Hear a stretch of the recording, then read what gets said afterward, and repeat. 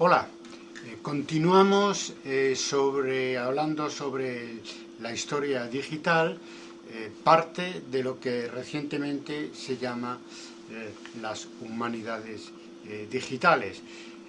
Estábamos hablando de cómo afecta lo digital a la investigación. Comentamos ya en el episodio 24 cómo afecta al acceso a las fuentes, a la bibliografía, y ahora viene lo más importante, es decir, cómo afecta a la propia escritura de la historia que investigamos, ¿no? Que el momento de escribir el resultado de nuestras investigaciones es el momento culminante del proceso de investigación, como todos sabemos y vivimos, ¿no? Y lo experimentamos, lo sabemos muy bien, que es muy importante porque es el momento en que se le da forma y se prepara el resultado de la investigación para la transferencia de resultados, ¿no? Con todo esto de lo que vamos a hablar ahora, la escritura digital de la historia, es poco valorado, lo menos valorado. Sin embargo, es lo más importante. Se trata, cuando hablamos de la escritura digital de la historia, de incluir en los textos enlaces, vídeos, audios, imágenes, como proponíamos hace 23 años en el artículo hacia un nuevo paradigma historiográfico, pero nadie lo hace todavía, o casi nadie. Si tenéis noticias de investigaciones publicadas de esta manera me lo decís, pero yo por lo que conozco prácticamente nadie lo hace, ¿no? ¿A qué se refiere la escritura digital de la historia? Bueno, a publicar en multiformato las fuentes, los propios textos, la bibliografía de nuestra investigación, de manera que sea posible una lectura tridimensional del trabajo, ¿no? Tener en cuenta que estamos habituados a la estructura bidimensional del papel, ¿no? Ahora, con los avances tecnológicos, es posible introducir cuanto menos una dimensión más, lo cual permitiría una lectura plural, es decir, siguiendo itinerarios diversos, y publicar de otra manera, sin límite de espacio, pues lo que hoy son citas, lo que hoy son notas a pie de página, y el propio texto, claro, naturalmente, no solamente estaría compuesto de letras, sino que sería un texto digital que podría incluir otros formatos para escribir el resultado de nuestras investigaciones. Yo, si queréis un ejemplo, incompleto, pero es que no hay mucho donde elegir para que entender lo que puede ser un trabajo de historia publicado digitalmente. Yo pondría la versión digital de algunos periódicos, concretamente del País. Claro, es un ejemplo limitado, pero desde luego que va mucho más allá de lo que es el puro texto escrito con citas en texto y notas a pie de página que solemos hacer, ¿no? Claro, en el País mismo, pues no están mezclados los diferentes formatos. El texto, el periodista hace su texto como siempre y no incluye nada más que letras, etcétera, y después aparte pues van imágenes, van vídeos, etcétera, van enlaces, sobre todo las imágenes y los vídeos van en directo, no a través de direcciones, ¿no? Sino en directo, de manera que sin interrupción puedes pasar de un texto a una imagen, a un vídeo, incluso a un audio, ¿no? Ese es un poco el camino, un camino inédito que habrá que recorrer a lo largo de este siglo, más bien en la primera mitad que en la segunda mitad, creo yo, siendo optimista, ¿no? Realmente para hacer esto, la escritura digital de la historia, pues hay un problema, tenemos un problema en nuestra propia cabeza. Es que uno se marea si tiene que trabajar con tanta información a la vez, en tantos formatos a la vez. Haya un sistema de hacer naturalmente notas de lectura, notas de los documentos, un sistema bidimensional, pero al introducir audios, vídeos, enlaces, etcétera, la cosa se complica.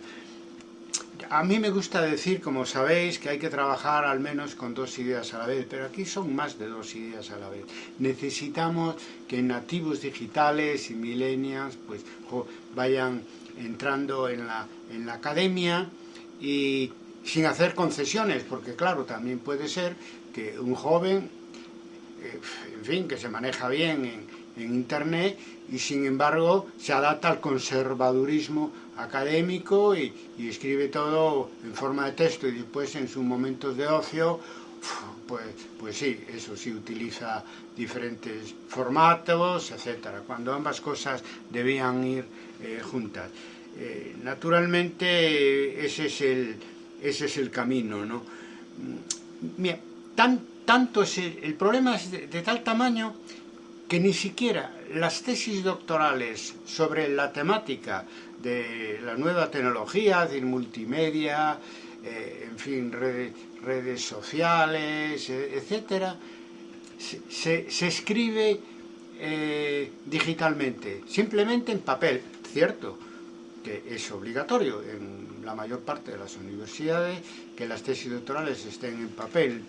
En todo caso, pues puede ir contenida en un CD-ROM, pero allí está todo en papel. Y lo más que puedes encontrar digitalmente es una nota a pie de página con una URL, es una dirección a la que si quieres puedes acceder o no. Bueno, sobre esto, por lo tanto, hay mucha resistencia académica, tardará, pero ya lo decía, en el siglo en el que estamos, más pronto que tarde veremos tesis y artículos y libros escritos digitalmente, no solo difundidos digitalmente, sino escritos digitalmente.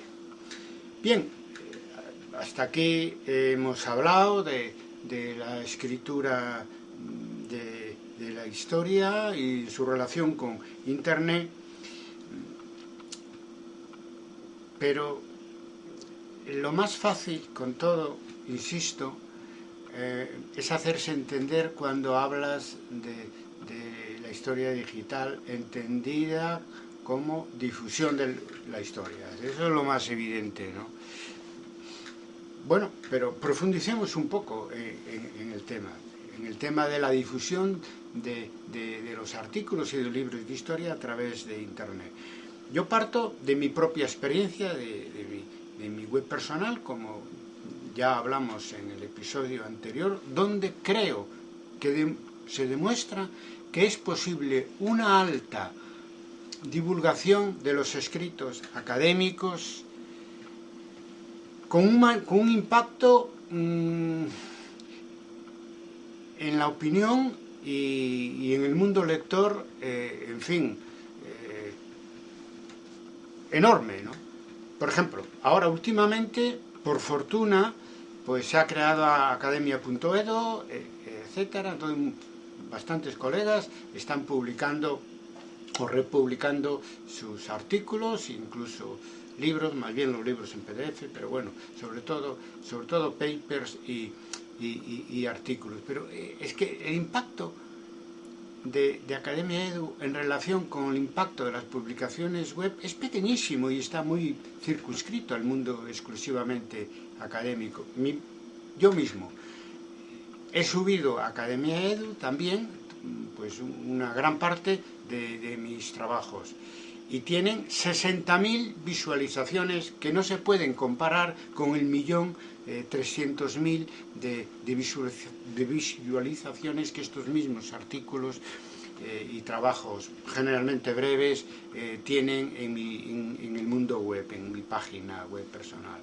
Estamos hablando no de decenas, sino de cientos de miles de lectores que no son exclusivamente académicos, evidentemente hay un público interesado que sigue todo eso. Por lo tanto, yo creo que es posible divulgar de una manera masiva los artículos y los trabajos académicos, para lo cual hay dificultades internas, que es nuestra propia mentalidad, nuestro propio conservadurismo mental, y externas, claro, la inercia de las instituciones, ya lo comentamos, ¿no?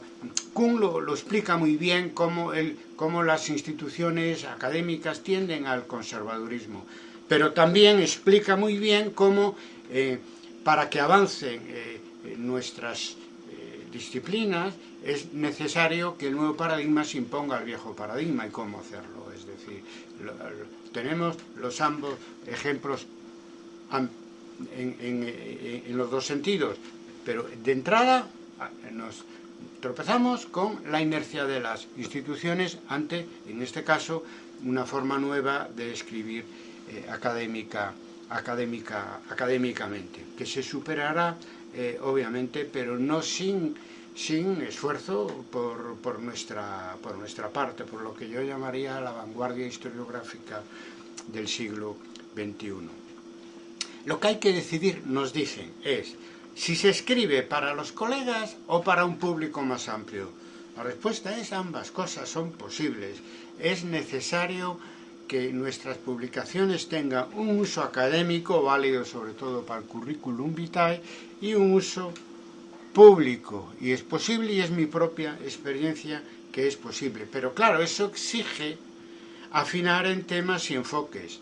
Afinar y avanzar en eso de humanizar la historia que nos proponía Marc Bloch, si queremos llegar con nuestras investigaciones académicas a un público culto mucho más amplio que el estricto público académico. Creo que mi propia experiencia me da fuerzas y autoridad moral para defender que para difundir los trabajos académicos y llegar a un público amplio, no es necesario ni retroceder a la biografía, a la historia batalla, a la temática tradicional, ni es necesario pues hacer novela para poder llegar a un público más amplio. Es decir, se puede hacer investigación seria con documentos, escrita lo mejor posible, pero claro, con una estructura a la digital, que es donde podemos tomar ventaja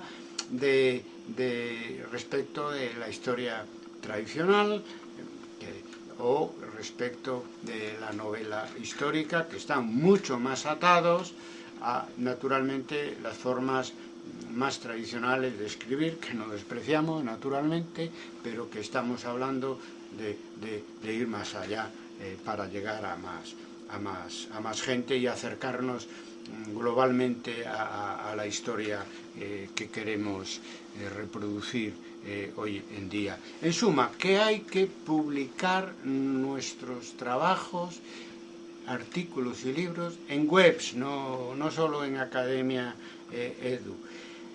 Lo cual, si queremos que tengan ese doble uso académico y público, pues debemos de pensar en un doble, triple o cuádruple publicación de un mismo trabajo en formatos distintos, incluso en países distintos. Y en ese sentido hay que ir más allá, otra vez, del conservadurismo académico que dice que no, que una publicación solo puede estar publicada en otro sitio. Oiga, aquí no se trata solo de publicar para conseguir méritos, que no es poca cosa, es un derecho y una obligación hacerlo por nuestra parte, sino se trata también de que lo que se hace en la universidad llegue a todo el mundo, sino que se trata también de que nuestras publicaciones lleguen a un público más amplio, que hoy en día se está haciendo una idea de lo que es la historia de nuestros países respectivos a través de la novela, más a través de la investigación que con todo rigor se hace en las universidades, y para eso es necesario publicar en varios sitios y en varios países.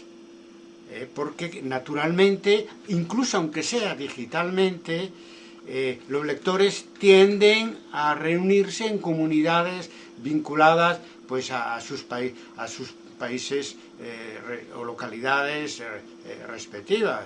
Yo publico en varios lugares en mi página web, veis allí publicado, está publicado normalmente en un libro y una revista académica, suele ser la primera publicación, y después se multiplican las publicaciones, la mayor parte de ellas sin que yo tome cartas en el asunto, sin que pasen por mí, pero no me importa, no me importa porque se trata de ofrecer el trabajo a un público lo más amplio posible, y no de restringirlo, y menos como pueden hacer en otras disciplinas, pensar en cobrar por acceder a nuestros trabajos ni cosa parecida, porque la historia tiene que cumplir una función social, por favor, y a nosotros nos pagan ya las instituciones académicas para las que trabajamos, etcétera. Por lo tanto, se trata de regalarle a todo el mundo el resultado de nuestras investigaciones a través de Internet y favoreciendo pues la publicación en diferentes lugares y en diferentes formatos. Bien, hasta aquí hemos hablado de historia digital. Ahora, ya brevemente y terminando, resumir el otro concepto, ¿no? La historia de la historia digital, es decir, la historiografía digital.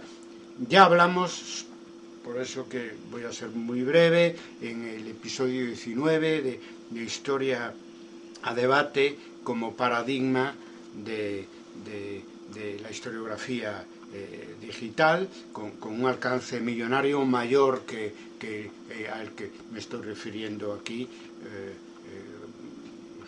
cuando hablo de mis propias obras. Incluso en Academia Edu, por ejemplo, me dicen que tengo 800 o 900 menciones a trabajos míos, pero es que Historia de Debate tiene 2.000 o 3.000 solo en trabajos publicados en Academia Edu.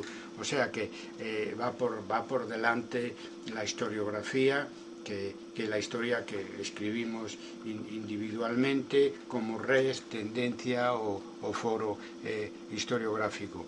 Creo que cuando digo que Historia de Debate es el paradigma de la historiografía digital, es que estoy pensando en todo lo que hemos contribuido que puede servir de ejemplo para otros, sobre todo para otras disciplinas, en democratizar nuestra disciplina, en su aspecto más complicado, que es la reflexión sobre la propia disciplina, donde pues naturalmente en nuestras plataformas digitales, incluso en nuestros congresos, cualquiera puede hacerlo sin criterios de antigüedad ni categoría, ¿verdad? Después pienso que nunca antes habíamos visto, nunca antes de Historia de Debate, un sujeto académico colectivo en acción, ¿no? Yo creo que hemos conseguido una gran influencia gracias a la colaboración de todos los que estáis aquí como espectadores, y de muchos otros que en todos estos las últimas 2 décadas han colaborado con nosotros y nos han ayudado en diferentes momentos y en diferentes aspectos y dimensiones de lo que es historia de debate. Creo que influimos bastante en el ámbito académico latino, sobre todo europeo, americano, pero no solo porque una parte lo sabemos ya desde que nació Historia de Debate de nuestro proceso historiográfico, es seguido desde otros ámbitos, aparte de que hoy todo el mundo, mucha gente sabe y lee en castellano, ¿no? Es la segunda lengua después del inglés de uso, la segunda lengua de uso después del inglés en el mundo digital. Bien, creo que hemos ido más allá de la academia establecida, ¿no? Muchas veces yo me sentí que éramos adelantados a nuestro tiempo, pero cada vez lo pienso menos, porque la aceleración que está sufriendo el siglo XXI incluyendo en las relaciones académicas y universitarias, nos están dando la razón con mucha más rapidez de lo que yo pensaba, lo cual es motivo de celebración. Bueno, por hoy termino, y termino con el tema de la historia digital como nuevo paradigma.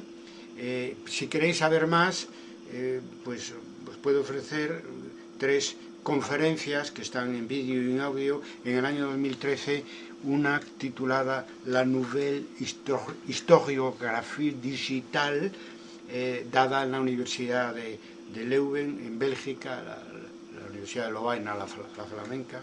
En el 2014, la conferencia inaugural en el Congreso de las Licenciaturas de Historia en Tlaxcala, en México, sobre la historia digital como nuevo paradigma. Y más recientemente, en el año 2017, también una conferencia transmitida por internet sobre el paradigma digital de la historia en el Instituto Mora de Ciudad de México. Nada más, el próximo episodio será sobre la historia globalista. Es un nombre medio inventado por mí, pero no había otra manera de llamar a lo que por otro lado, ya con un nombre más largo, se llama la historia mundial como historia global. Hasta la semana que viene, y que la historia os acompañe, amigos.